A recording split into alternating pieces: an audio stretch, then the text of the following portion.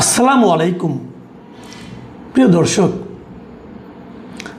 ভারতের আনুষ্ঠানিক যে অবস্থানটা, মানে শেখ হাসিনা দেশে আসতে পারবেন কিনা, ভারত তাকে ফেরত পাঠাবে কিনা, অথবা ভারতের অনুমতি ছাড়াই শেখ হাসিনা নিজে নিজে চলে আসতে পারবেন কিনা, এটা নিয়ে শেখ হাসিনাও কিছু কথা বলেছেন। তার আওয়ামী লীগের বিভিন্ন নেতারা নানা ধরনের কথা বলেছেন। এদেশে থাকা যে সমস্ত রাজনৈতিক নেতৃবৃন্দ আছেন তারা তাদের মতো বক্তব্য দিয়েছেন এবং বাংলাদেশ সরকারও কিছু বলেছেন। কিন্তু আমরা অপেক্ষা করছিলাম যে ভারত সরকার কি বলে। ভারত সরকারের একটা আনুষ্ঠানিক অবস্থান অবশেষে জানা গেল। কি জানা গেল সেটা আমি বলছি একটু পরে। ভারত এই এক সপ্তাহে গত কয়েকদিনে, গত 3-4 দিনে দুবার এটা নিয়ে মন্তব্য করেছেন। একবার মন্তব্য করেছেন জুলাই মাসের 14 তারিখে, মানে আজকে হলো জুলাইয়ের 17 তারিখে, 3 দিন আগে তারা একটা মন্তব্য করেছেন। এবং সেই মন্তব্যটা করেছেন ওনারা যে রয়টার্সকে দেওয়া শেখ হাসিনার যে ইন্টারভিউ, সেই ইন্টারভিউ প্রশ্নে ভারতের যে একটা সাপ্তাহিক সংবাদ সম্মেলন ছিল ওদের রাষ্ট্রের সরকারের, সেখানে ওদের যে মুখপাত্র আছে মিস্টার রণধীর জয়সওয়াল, এই জয়সওয়ালকে জিজ্ঞাসা করা হয়েছিল এই ব্যাপারে যে শেখ হাসিনার ইন্টারভিউ সম্পর্কে আপনাদের কি মন্তব্য। উনি তার জবাবে বলেছেন স্পষ্ট করে, আমি যদি কোট আনকোট আপনাদেরকে পড়ে শোনাই, উনি বলেছিলেন যে এই নির্দিষ্ট বিষয়ে আমাদের অবস্থানের কোনো পরিবর্তন হয়নি। যে কোনো প্রত্যর্পণের বিষয় মূলত একটি আইনি বিষয় এবং এই ক্ষেত্রটিতেও আইনি ও বিচারিক প্রক্রিয়া অনুযায়ী ব্যবস্থা নেওয়া হবে। কি বুঝলেন? আমি তেমন কিছু বুঝিনি, আমার ধারণা আপনারাও বুঝেননি। বুঝেননি এই কারণে এটা হলো কূটনীতির ভাষা। কূটনীতিকরা এমনভাবে কথা বলেন যে কথার এদিকেও অর্থ হয় ওদিকেও অর্থ হয়। পরবর্তী সময়ে যখন তাকে জিজ্ঞাসা করে ভাই এটা আপনি কী বললেন, সে তার সুবিধা অনুযায়ী একটা ব্যাখ্যা দিয়ে দেয়। এটা কূটনীতিক ভাষা। এটা হওয়া উচিত অথবা এটা হতে পারে, আমরা আমাদের নীতি থেকে সরিয়ে নিই। নীতিটা কি তা বলে না, আমরা আমাদের নীতি থেকে সরিয়ে নিই, আইন ও বিচারিক প্রক্রিয়া অনুযায়ী ব্যবস্থা নেওয়া হবে।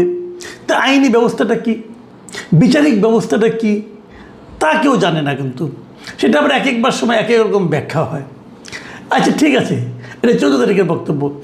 সর্বশেষ ওরা করে কি, ওদের যে আপনার পররাষ্ট্র মন্ত্রণালয় আছে প্রতি 2 সপ্তাহ পর পর পাক্ষিক একটা প্রেস ব্রিফিং করে রাষ্ট্রের পক্ষ থেকে, সরকারের পক্ষ থেকে।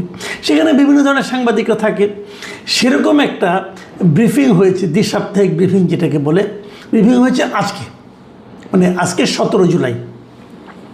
সেই ব্রিফিংয়ে তাকে আবার সাংবাদিকরা জিজ্ঞাসা করেছে যে শেখ হাসিনার ব্যাপারটা আপনারা কী করছেন অথবা কী করবেন। এবার উনি কী বলেছেন?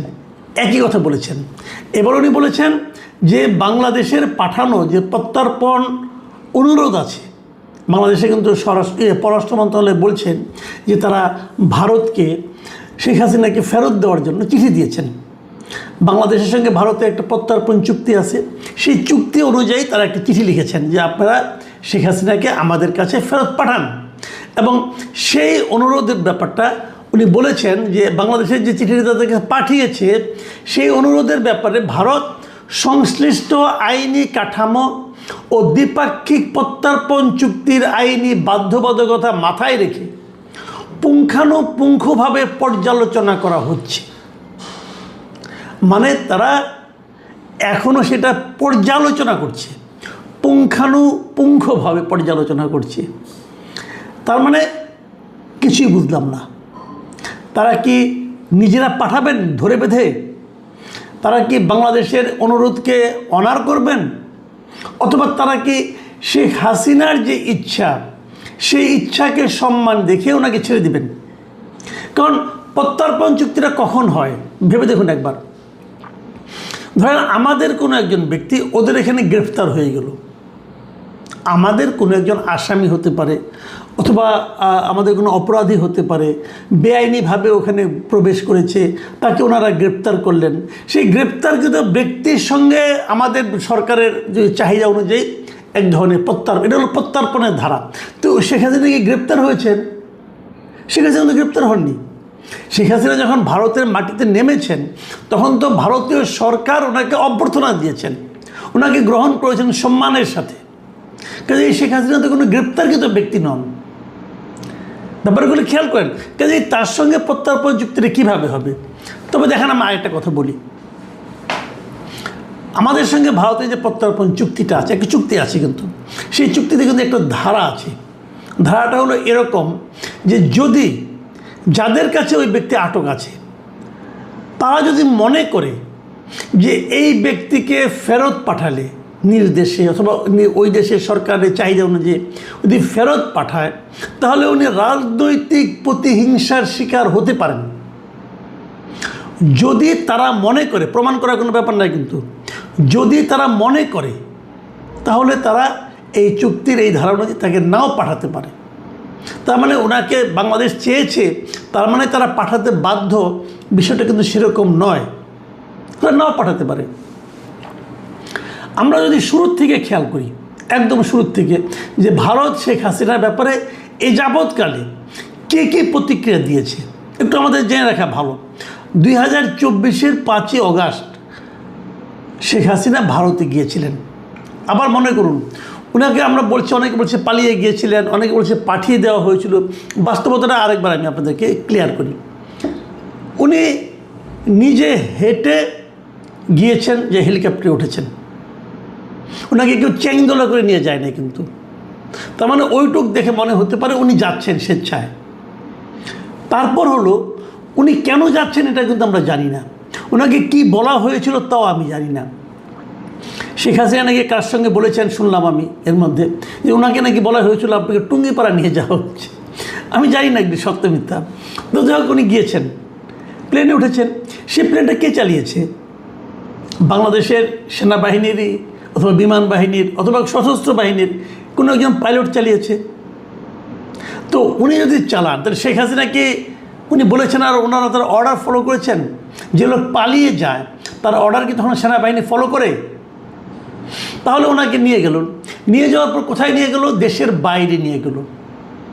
আমাদের দেশের আকাশসীমা পার হয়ে অন্য দেশের আকাশসীমায় আমাদের হেলিকপ্টার গেল। কেন গেল? আমি প্রশ্নগুলি করছি, কিন্তু কেবল আপনারাও এই প্রশ্নগুলো বারবার উচ্চারণ করবেন, তাহলে হয়তো একটা সমাধান পাবেন। কেন গেল ওই দেশে? আমি আমার হেলিকপ্টার, ওরা যদি ভিন দেশি হেলিকপ্টার হিসাব করে গুলি করতো তাহলে তো আমার হেলিকপ্টারটা মূল্যবান একটা জিনিস ধ্বংস হয়ে যেত, তাই না? শেখ হাসিনা শেখ হাসিনা খারাপ লোক বুঝলাম, কিন্তু হেলিকপ্টারটা তো একটা গুরুত্বপূর্ণ জিনিস, আমাদের সম্পদ। তার মানে আপনারা আলাপ করে গেছেন, আপনারা যেখানে যাচ্ছেন তাদের সঙ্গে কথা বলেছেন যে আমরা ওনাকে পাঠাচ্ছি। তাহলে উনি পালালেন নাকি আপনারা পাঠালেন? প্রশ্নগুলো খেয়াল করুন। আবার উনি এখানে গিয়েছেন কী হিসেবে গিয়েছেন? এই যে প্রশ্নগুলো, এগুলি কিন্তু পরবর্তী সময় উঠবে। দেখুন, 2024-এর অগাস্ট উনি গিয়েছেন এবং 2024-এর অগাস্টেই ভারতের পক্ষে ভারতের পররাষ্ট্রমন্ত্রী এবং তাদের পররাষ্ট্র মন্ত্রণালয়ের মুখপাত্র রণধীর জয়সওয়াল উভয়ে কিন্তু বিবৃতি দিয়েছেন, ওনাদের সংসদেও একবার দিয়েছেন।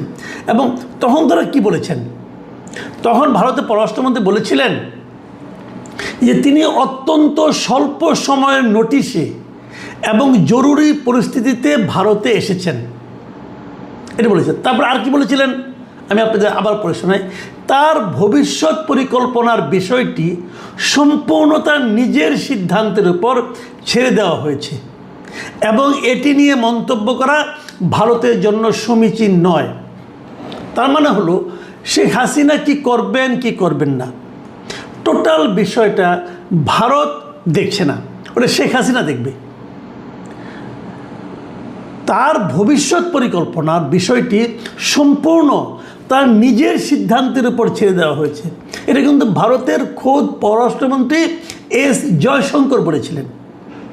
তার মানে শেখ হাসিনার ভবিষ্যৎ বিষয়টা শেখ হাসিনার উপর। শেখ হাসিনা যদি বলেন যে আমি এখন চলে যাব, ভারত থেকে আটকাবে না, তখন আটকাবে কেন? পররাষ্ট্রমন্ত্রী নিজেই বলেছেন যে ওনার সিদ্ধান্ত ওনার উপর। এবং তারপরে এটাও বলেছেন যে এটি নিয়ে মন্তব্য করা ভারতের জন্য সমীচীন নয়, ভারত কোনো মন্তব্যই করবে না।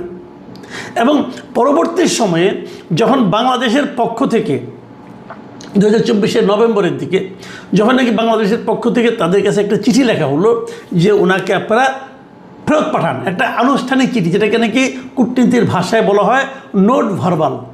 এরকম একটা চিঠি বাংলাদেশের পক্ষ থেকে পাঠানো হয়েছিল।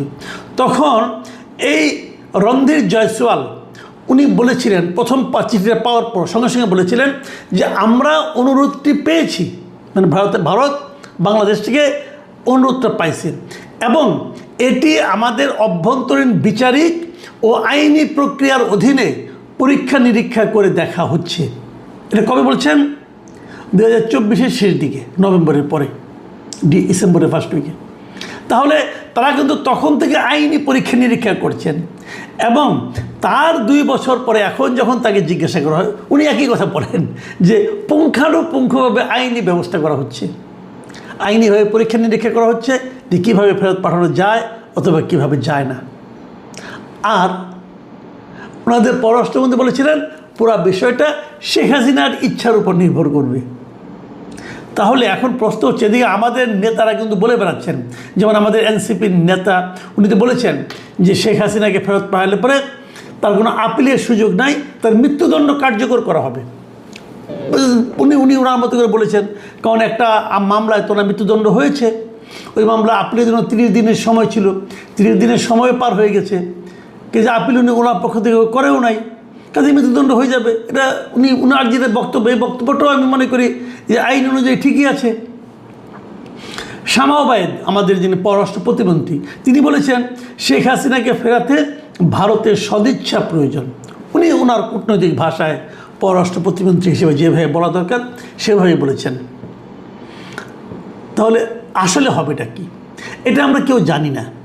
আবার শেখ হাসিনা একটা আলটিমেটামও দিয়েছে, ডিসেম্বর, উনি একটা তারিখ ঘোষণা করেছেন যে ডিসেম্বরে উনি ফেরত আসবেন। আসলে কি হবে, না আসলে কি হবে, ওনার আশাকে কেন্দ্র করে কার মধ্যে কী প্রতিক্রিয়া। এর মাঝখানে আরেকটা ভিডিও দেখলাম, সেখানে উনি একই কথা, ভিডিও ঠিক না, অডিও রেকর্ড শুনলাম, সেখানে উনি একই কথা বলেছেন, দলের লোকজন নিয়ে উনি আসছেন। কি হবে আসলে ব্যাপারটা নিয়ে আমরা কেউ জানি না। তবে আমি আজকে ওনার আসলে পরে ওনার রাজনীতির কী ভবিষ্যৎ হবে, এবং যেভাবে নাহিদ ইসলাম বলছেন যে আসবে সঙ্গে সঙ্গে ধরে নিয়ে যে ফাঁসিতে ঝুলাই দিবে, বিষয়টা কি এতই সহজ কিনা সেটাও আমার কাছে কিন্তু ক্লিয়ার না। কারণ এই দেশের নাহিদ ইসলাম হয়তো ওনার দলের শক্তির সঙ্গে তুলনা করে চিন্তা করেছেন যে আমার দলের যে শক্তি যদি এরকম হয় তাহলে কী হতে পারতো, কিন্তু নাহিদ ইসলামের পক্ষে কি কল্পনা করা সম্ভব যে এনসিপির শক্তির সঙ্গে আওয়ামী লীগের শক্তির কত পার্থক্য? মনে হয় না। সেই কী হবে বলা বড় কঠিন। তবে ভারত কি ভাবছে সেটাও কিন্তু কিছু বুঝিনি। তবে ভারত সহজভাবে কিছু বলছে না। সহজভাবে যখন কিছু না বলে, একটা সহজ প্রশ্নের যখন নাকি অস্পষ্ট উত্তর আসে, তখনই কিন্তু মানুষের সন্দেহটা বাড়ে। প্রিয় দর্শক, আমরা চলুন সন্দেহ নিয়ে আগামী কয়েকটা দিন পার